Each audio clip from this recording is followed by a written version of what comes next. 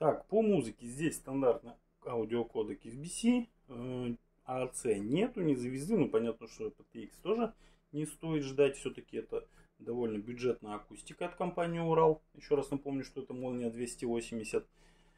Стоит она примерно около 3000, но для данной системы это очень хорошая цена, соотношение цена-качество как бы тут присутствует. Так, ну что, предлагаю посмотреть, послушать, как звучит колонка.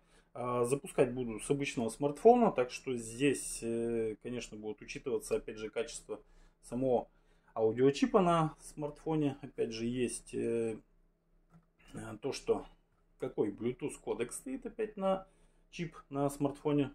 Ну, это можно учитывать. Но для данной колонки при ее ценовой категории очень хорошее звучание. Хотел показать, как работают эквалайзеры.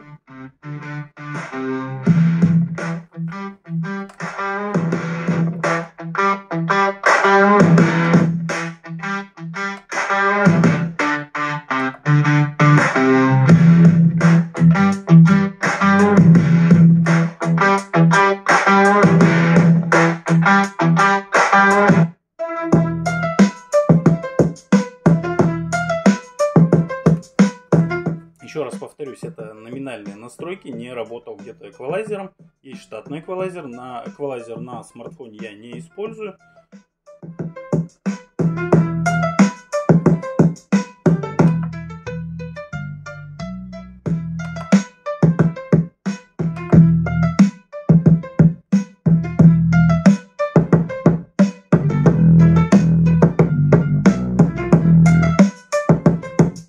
В данный момент максимальная громкость.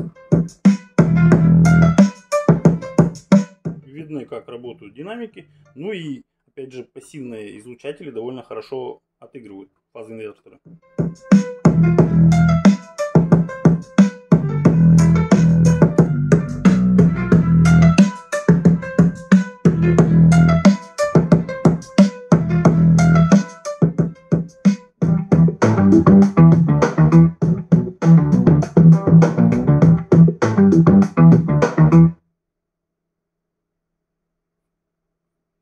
Давайте еще что-нибудь включим.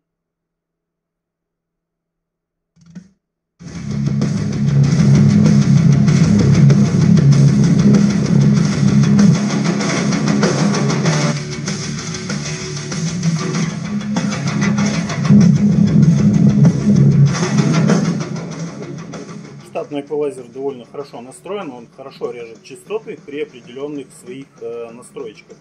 Так что можно им поиграть. Он либо усилит качество звучания, улучшит, либо урежет ненужные частоты, ну, добавит, собственно, своих красок в работу данной колонки.